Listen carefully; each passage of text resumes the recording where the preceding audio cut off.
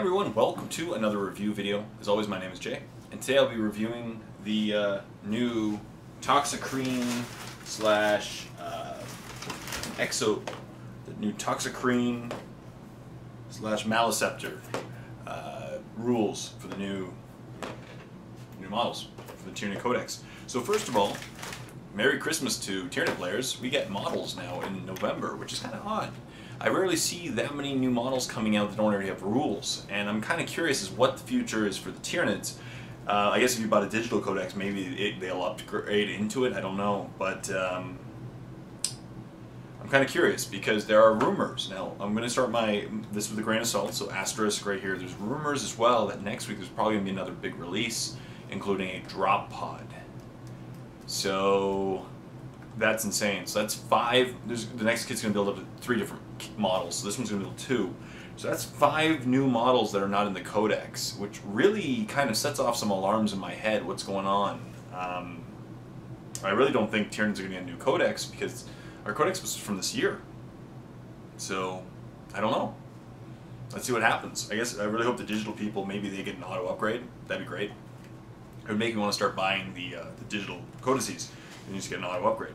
But today, once again, I will be discussing in depth the Toxicrene and Maleceptor, 2 new monstrous creatures for the Tyranid Codex. And I'll be discussing not only their points cost, I want to discuss their role in a Tyranid game relative to the other members in that niche or in that slot. Because I am actually a big fan. So my first impressions are I'm a big fan of the Toxicrene. I'm not actually a big fan of the Maleceptor, and I'll discuss why in depth in a moment. But I like the Toxicrene. When I saw the kit, I instantly wanted to build the Maleceptor. I love the look of the Maleceptor, but I think the Toxicrene won it out for me after reading the rules, the points costs, and looking at, and again, I'm taking this into consideration that there's a chance that we're going to get a drop pod in the near future, possibly next week. So yeah, let's discuss it. So we'll start off with the Toxicrene. It's a heavy support choice. Toxicrene is a heavy support choice, 160 points. Now, maybe I should slow down for a second, but to me, the 2 areas that Tyranids need improvement in a lot of slots, but Tyranids really need improvement in the heavy support choice and in some ways the elite. So I'm glad that they're getting a new heavy support monster creature, because to me, the Carnifex Brood is still good, I just don't run them very often. Biovores are pretty good in certain circumstances. Trigons, not so much. Trigon Primes are good in certain circumstances because they are Synapse, they run on their own. Molochs, where I'm having the most fun with the Codex, but they're random and they can be really, really good or really, really bad. Because once they come in, if they kill whatever they wanted, it's great, but then most of the time they get picked off. Exocrene is a monster creature I've really wanted to try, but I haven't tried yet, and then the Tyranids, which is good in certain circumstances as well. So let's discuss not only how good the Toxicrene is, but relative to those other choices. Now the Toxicrene comes in at 160 points, and there's no upgrade points available. So 160 points puts him in essentially the middle, the lower end of the points cost for the heavy support choices. The Carnifex is cheaper at 120 points, and but to give him Crushing Claws is like 15 points each. They are upgradable, right? And also the Moloch is cheaper at 140 points. So, I don't know. So points cost alone, it ends up being more expensive than Carnifexes. And Carnifexes you can run squads of 3. You can't run squads of 3 with the Toxicrene, just 1 at a time. That being said, there are going to be some good reasons to run Toxicrene, so they'll excel in certain circumstances. And Moloch, as I said, Molochs are really hit and miss. I love them because they're just random and fun, but they're not the most competitive because if they miss their target, they're going to die. So let's discuss the Toxicrene. So it's weapon skill 3. I would have liked a 4 personally.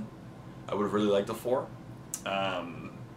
It's a close combat monster creature. I don't understand why the Carnifex and the Toxicrene are weapon skill 3. I just don't make sense. It doesn't make sense to me. A orc boy should not be stronger in close combat than these monstrous creatures. I don't know. But skill 3 makes sense. It has a shooting attack, but the shooting attack is a large blast. Strength 5, toughness 6. Now, once again, strength 5, not bad. It's poisoned anyway, so we don't have to ignore strength. 5 wounds, which is good. 6 wounds would have been better, but it's pretty much exactly between a Carnifex and all the other monstrous creatures. Almost every new monster creature is 6 wounds. Initiative 3, so it will be going ahead of the Power Fists and everything, but slower than a lot of the other things. But it's still fast. It's still better in close combat than the... it's faster in close combat than Carnifex. 6 attacks. Now that is amazing. I really, really like 6 attacks. That's a lot of attacks. However, he's hitting most things on 4s. Well, pretty much anything on 4s, unless he's attacking Grots. He's hitting on 4s. So it'll get 3 hits out of the 6 attacks. Leadership 8, and a armor save of 4+. Now once again, I'm not a fan of that 4+. I don't understand why they have a 4+, frankly, because every other monstrous creature in the Codex has a 3-up armor save at least, or 2-up in the case of the Tyranids. But every other monstrous creature in the Codex has a 3-up armor save. This one doesn't. So in close combat, it's going to be rocked. It's really going to be rocked.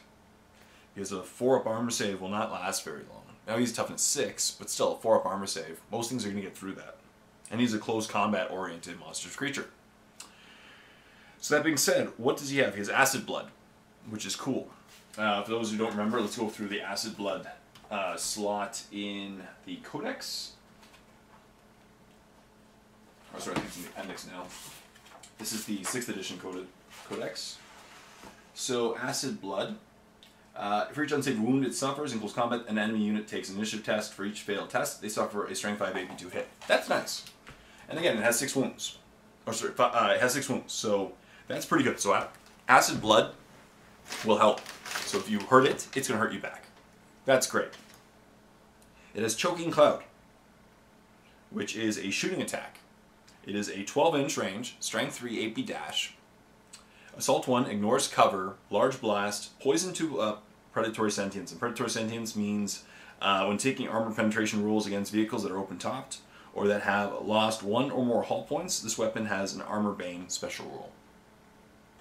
So against open-top vehicles or against anything that's lost a hull point as Armor Bane. That's good. Now taking into consideration 2 dice on top of a 3 isn't much. So you have to roll pretty high. You have to roll an 8+ to, hurt a rhino. So it'll help, but it'll be very circumstantial. You have to roll pretty well. And it has Toxic Miasma. And once again, Toxic Miasma. Let's go over this. Toxic Miasma, 1 use only. Initiative step 1, enemy models and base suffer a Strength 3 AP dash hit with poison that ignores cover. Not too impressive.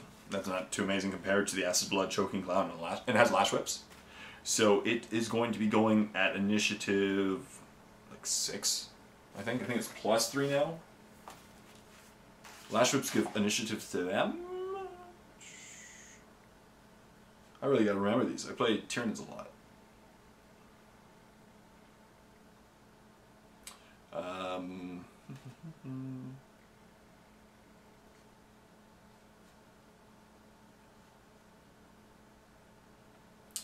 Yeah, I think it just gives +3 to the initiative now. So they are...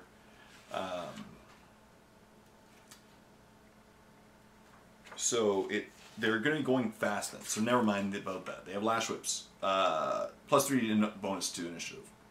So that's going to be good. So never mind. They're actually close combat. They're initiative 6 in close combat, but they're initiative 3 for tests that do initiative tests. So that's good. So they'll be going early in the... That's really good. That's good.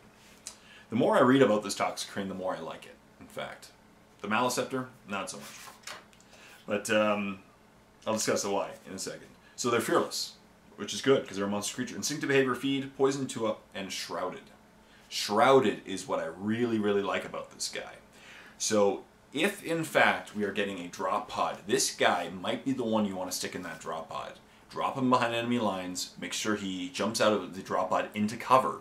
So if he can jump into ruins, you have a monstrous creature with 6 wounds with a 2-up cover save. And just pray you don't run up against anything that ignores cover, i.e. Tau.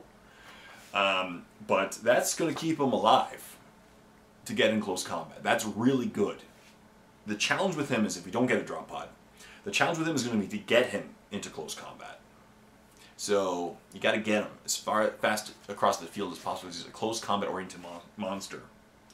And he also has Hypertoxic, which is any hit inflicted by this model that has the poison special rule.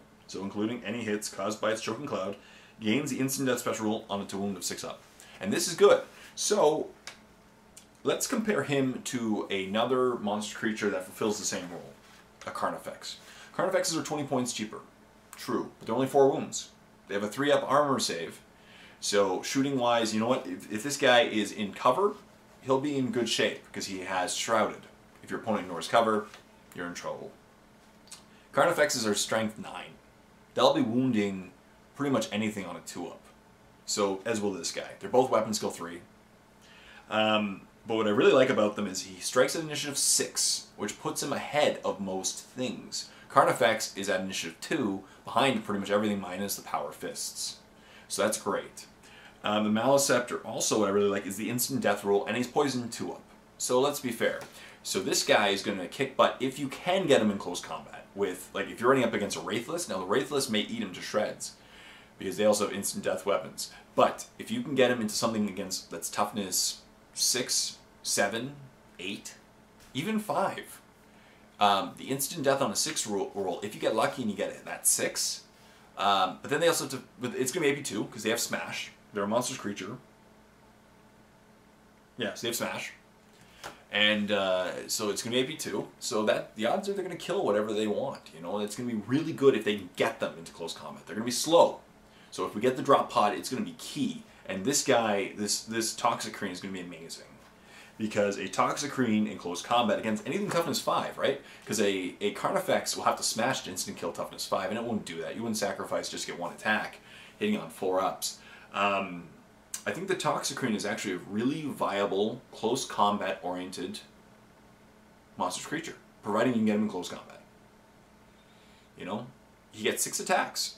If he gets lucky, maybe he'll get lucky and hit with a bunch. If he goes initiative 6, that's pretty sweet. He has Shrouded, so we'll keep him alive. And he's 140 points, which once again puts him at the cheap era. 160 points, sorry. 160 points, which makes him pretty much one of the cheapest options. Biovores are cheaper, obviously. But, and Carnifexes are cheaper. But Molochs, Trigons, Trigon Primes, Tyrannifexes, all more expensive. And he has a shooting attack. Maybe he'll get lucky and pop a vehicle. I do like the Strength 3 Poison 2-up, Large Blast. It'll be good against picking off things that... It won't necessarily... Yeah, things that rely on cover as well, that don't have a good armor save, you know? Or scouts, or something like... Plus it's a large blast. So it'll still be good, and it'll be really good against armies. If you're up against another Horde army, like Orcs or Tyranids, it'll be a really good choice for that blast. So, overall, I'm actually liking the Toxicrene a lot. I think he's good. I think he'll serve a purpose in the heavy support slots. And I think in the case, I'm gonna build him as a Toxicrene, my new kit. I'll also be doing an unboxing in the near future. Yeah, that's what I think so far. Toxicrene is really good. I think it's good. First points cost, I think that's good. It would be awesome if you could run more than 1 in a squad. If you could run a squad of 3, like Carnifexes, they would be insane. I would love it. But you can't, unfortunately. I'm not a big fan of the 4-up save. I'm not. But he does have Shrouded, which will compensate for that. Up next, we have the Maleceptor. Now, the Maleceptor is the elite slot, and he's a Psyker. Now, the thing is, with one of the biggest problems with Tyranids right now in 7th edition, well, they have a few problems. Number 1 is mobility, which hopefully, if the rumors are true, Spore Pod, the new Spore Pod will fix that. Cool. Number 2, we have a really big problem keeping it Synapse, so this will help in that case. And number 3, we have a huge problem popping vehicles, specifically heavy armored vehicles, like Land Raiders, even Vindicators, anything that... We don't have a lot of shooting that will get through armor 12 even. You know, and the Tyrannifex is one of those ones that people run with the heavy, the heavy shot, but it's only 2 shots. He's ballistic skill 3, so the odds are he's going to hit once, and against a Land Raider, it's then going to be 1/3 of the chance to pen. So Tyranids really need help popping vehicles, and right now the best option are the if you're running against a Psyker heavy army, Hive Guard, and if you're running not up against a Psychic heavy army. Not Venom Thropes.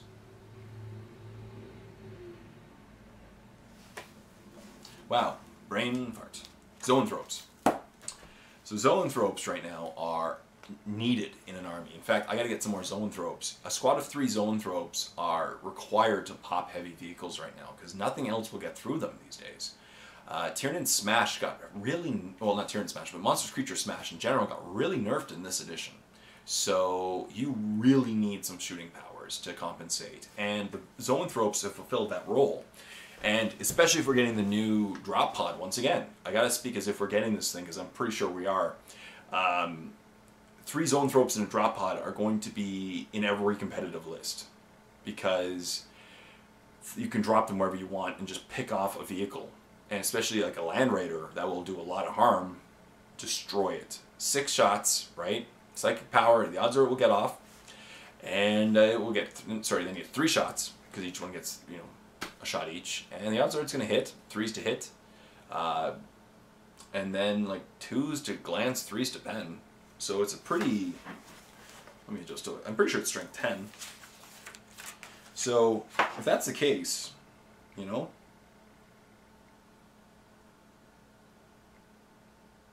yeah, strength 10 AP2, lance. So treats it as 12. So you're glancing on 2s, penning on 3s. So the odds are it's going to do some damage to your opponent's vehicles. Then comes the new Maleceptor. Now, my problem with the Maleceptor, it has some niche fulfillment, but not, I don't know. I'm going to have to think about it. It could be used in certain games, for sure. So we'll go over the Maleceptor. Maleceptor is 205 points. Now, once again, for the Elite slot, that's pretty expensive. That's a pretty expensive addition. Do I think that this guy is better than the Haruspecs? Yes. But so just to put it in perspective, right? You can get any full squad of guys, like 3 Hiveguard, 3 Lictors, 3 Zoanthropes, 3 Venomthropes, or 3 Pyrovores, all for cheaper than this one Maleceptor. And the Haruspecs is 45 points cheaper. Now the Haruspect I don't like. I'm not a big fan of the Haruspects. So the Maleceptor is very expensive for an Elite slot choice. He's very expensive. And yeah, he's expensive, as I said. And he's a Psyker. That's great. So he does give Synapse. But once again, I got to compare him to the other members of the Elite slots, specifically Zoanthropes. Zoanthropes, you can get 3 of them for 150 points. So you can get 4 of them cheaper than a Maleceptor. The Maleceptor is Weapon Skill and Ballistic Skill 3. Strength Toughness 6, so he's a higher strength. 5 wounds, Initiative 3, 3 attacks, Leadership 10, 4 up save. I'm not a fan of that 4 up save. I'm not. He has a 5 up invul, because he's a Psyker, and I guess he deserves a 5 up invul. But still, 4 up save, 5 up invul, he's not going to survive. If your opponent is afraid of him, he's going to die. Heavy Bolter Fire alone will just deal with him, you know? And he does have 5 wounds, but again, 4 up save, 5 up invul is not a very survivable combination. I know he's tough at 6, but still. He has Scything Talons, so again, he's not a close combat monster creature. He's more of a stay in the back, give Synapse, use a Psychic power. He's a Psychic Mastery level 2. He has Shadow in the Warp, and he's a Synapse creature. Makes sense. He always knows the power of Psychic Overload, but he also generates powers from the Hivevine. Right? He's a level 2. And here's the thing. Psychic Overload. It's a Warp Charge 2, and it's a Focused Witchfire. Now, Focused Witchfires did get better in 7th edition. They got more reliable, because instead of having to roll a low number on 2 dice, you just need to roll more Warp Charge points than your power requires. So in this case, he is a Warp Charge. It's a Warp Charge 2. You need to roll at least 3 successful Warp Charge dice. But we'll take that in consideration in a moment. Psychic Overload is a focused Witchfire power with a range of 24 inches. So 24 inch range. That's a good range. And target must take a leadership test on 3d6. Vehicles are treated as having a leadership of 10. If the test is failed, non-vehicle models suffer d3 wounds, with no armor saves or cover saves allowed. And vehicle models suffer a single glancing hit with no cover saves allowed. The Psyker can attempt to manifest the psychic power up to 3 times in each psychic phase. Each attempt is resolved separately, however an enemy unit cannot be selected as the target of Psychic Overload manifested by the same Psyker more than once each psychic phase. So what that basically means is you can do it up to 3 times, but each time you have to choose a different target. Now here's my problem, okay? Now as I said, it's more reliable, so the odds are if you're picking a specific guy, like an HQ, the odds are you're going to be able to hit him. But the problem is, you can use up to 3 times. Now people keep saying, oh, 3 times, that's pretty good. The problem is, think of the amount of dice you're going to have to roll. Right? The amount of dice. If you can do it 3 times, and each one requires, to manifest it, you need to roll dice, you're only hitting on a 4-up. So you need 2 4s, so statistically you need to roll at least 4 dice. Each time you want to manifest this power. Now, if you want to manifest and specifically hit your guy, you got to roll between 5 and 6 dice on average. Probably 6 dice to make sure that you do it. 6 dice on average, you get 3 hits, 3 4-ups, and then you get to choose your target. So you've wasted 6 dice from your psychic pool for 1 manifestation. So, just minimally, to manifest this thing 3 times, you're going to have to roll 12 dice, and to roll it successfully each time on the target you want, you have to roll like 18 dice. 18 dice. Now, I don't know about you, but when I play Tyranids, I don't get 18 dice. There aren't that many Psychers anymore in competitive lists for 40k. There are going to be Venom, Zoanthropes, Hive Tyrants, and this new guy. Really. Trigons don't get, dice. Neither do Warriors. There aren't that many actual Psychers. Maybe if you're running a Broodlord heavy army, But it would be very hard to generate the number of psychic dice required to use this psychic power accurately and successfully 3 times.